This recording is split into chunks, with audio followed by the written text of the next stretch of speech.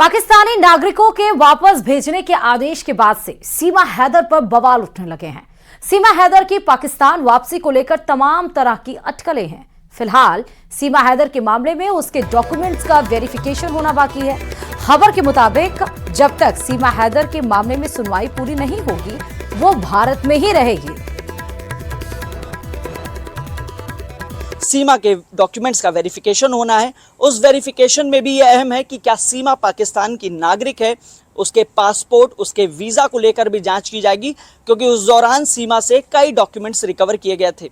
और अब इस पूरे प्रकरण में गौतम बुद्ध नगर पुलिस कमिश्नरेट अपनी जांच जरूर कर रही है, लेकिन इंटेलिजेंस यूनिट के साथ साथ जो ब्यूरो ऑफ इमिग्रेशन है, उससे उसके डॉक्यूमेंट्स की रिपोर्ट आनी है।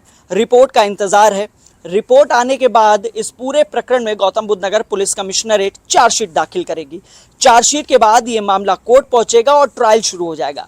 और ऐसे में सरल भाषा में ये समझा जा सकता है कि जब भी किसी नागरिक के ऊपर मुकदमा लगता है या लिखा जाता है और उसके बाद उसका ट्रायल लगता है, शुरू होता है, तब तक उसे वापस नहीं भेजा जाता है। लिहाजा एक चीज़ तो स्पष्ट हो गई कि सीमा अभी यानी 48 घंटों में भारत छोड़ के वापस नहीं जाएगी। कैमरामैन विपिन के साथ हिमांशु शुक्ला, न्यूज़ 18 नोएडा। अब आपको बताएंगे कि कैसे एक तरफ आरएसएस प्रमुख मोहन भागवत ने आतंकवाद के खिलाफ धर्म युद्ध का ऐलान कर दिया है, तो दूसरी तरफ इतने बड़े नरसंहार के बावजूद तुष्टीकरण की राजनीति अब भी हावी है और तुष्टीकरण की दलदल में फंसे नेता पाकिस्तान की आवाज बन रहे हैं। देखिए रिपोर्ट।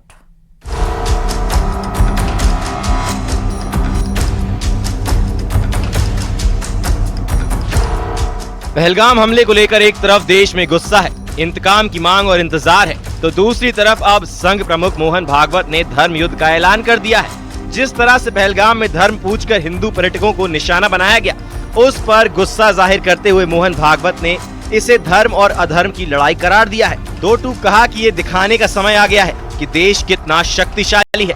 साथ ही संदेश भी दिया है कि अगर हम एकजुट हैं तो कोई भी हमारी ओर बुरी नीयत से नहीं देख सकता, और अगर कोई ऐसा करता है तो उसकी आंखें फोड़ दी जाएंगी। मोहन भागवत के इस बयान पर पाकिस्तान कुछ बोलता उससे पहले अपने ही देश के कुछ लोगों को उनका बयान चुभने लगा है। आपला समाज एक करणं, कारण आता जी लढाई चालू आहे ना, ती पंथ संप्रदायांची लढाई नाही आहे। पंथ संप्रदायांचा आधार आहे, लढाई आहे धर्माची अधर्माची आहे। म्हणून आपल्या जवानांनी कधी किंवा आपल्या इथल्या लोकांनी कधी कुणाचा धर्म विचारून त्याला मारलं नाही, पण काल ज्या कट्टरपंथ्यांनी उत्पात केला त्यांनी धर्म विचारून मारलं।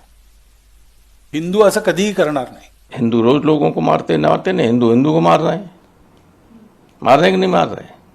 अभी बनारस में लड़की के साथ जो रेप किया, गैंग रेप, तमाम लोगों ने, हिंदू लड़की थी और लड़के सब हिंदू थे, कौन सा मुसलमान था। सिर्फ राम गोपाल यादव ही नहीं बल्कि ऐसे कई नेता हैं जो तुष्टीकरण की बीमारी से जूझ रहे हैं और हिंदू नरसंहार के बावजूद आतंकियों की तरफदारी कर रहे हैं। मकानों के तबाह करने से मिलिटेंसी खत्म नहीं होगी, प्रॉपर्टी के नुकसान से न करने से तबाह नहीं होगी। ঘটনাটো সেই চক্ৰটোৱে কৰিছে। যদি কেন্দ্ৰীয় চৰকাৰে, মোদী চৰকাৰে যদি ইয়াৰ নিৰপেক্ষ তদন্ত নকৰে আৰু এই ঘটনাটোক লৈ সমগ্ৰ ভাৰতত যদি হিন্দু মুছলমানৰ মাজত এটা বৈষম্য भी, अब मुझे लगता है कि एजेंडा बदल गया है। जो इस देश के अंदर लंबे समय से हिंदू मुस्लिम कर रहे थे, अब आतंकवादियों ने भी देख लिया कि इसको हिंदू मुस्लिम कराओ, और पाकिस्तान का अगर शय है तो वो भी कह रहे हैं कि इसको हिंदू मुस्लिम करा के इस देश में आग लगा दो। जो गलत हो रहा है मुसलमानों के साथ, आतंकवाद का अटैक हुआ है, वो होगा क्योंकि अगर आप देखेंगे, क्योंकि उनको सोच है कि मुसलमानों को दबाया जा रहा है, तो लोग ऐसे उठते हैं। 2-3 सुझाव देना चाहता हूं प्रधानमंत्री जी से। पहली बात कि आप एक स्पेशल सेशन ऑफ पार्लियामेंट बुलवाइए, वहां चर्चा कीजिए। हिंदुओं क्यों कह रहे हैं? हिंदू मुसलमान सब भारतीय हैं वहाँ पे। ये गोदी मीडिया कुछ ज्यादा ही जरूरत से ज्यादा चला रही है। तुष्टीकरण की दलदल में गले तक धंसे कई नेता ये मानने को तैयार नहीं है कि हमले के पीछे पाकिस्तान है। उल्टा कई लोग ऐसे हैं जो पीड़ितों को ही झूठा बता रहे हैं। पूछ रहे हैं कि किसने देखा कि कलमा पढ़ाकर कत्ल हुआ, किसने देखा हिंदुओं को उनके मजहब की वजह से बर्बरता से मारा गया। ऐसे नेताओं और ऐसे लोगों को आज असदुद्दीन ओवैसी और कई मुस्लिम धर्म गुरुओं से सीखना चाहिए। और इन ने जो हरकत की, वहां पर नाम पूछकर गोली मारे, समुदाय पूछकर मारे, तो ये इसकी अकाउंटेबिलिटी तो होनी चाहिए।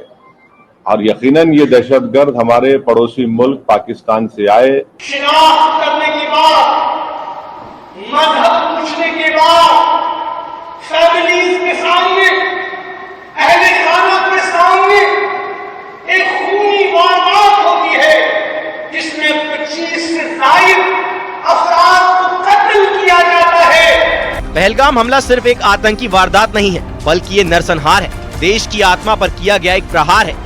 लिहाजा ये वक्त राजनीति का नहीं है, ये वक्त वोटों के बारे में सोचने का नहीं है, ये वक्त है एकजुट होने का और ये दिखाने का कि हिंदुस्तान किसी को छेड़ता नहीं है, लेकिन कोई हमें छेड़ता है तो उसे हम छोड़ते भी नहीं हैं। अब पाकिस्तान ने हमें छेड़ा है तो अंजाम उसे भुगतना होगा। आगाज उन्होंने किया है, अंत हम करेंगे। Bureau report, news 18।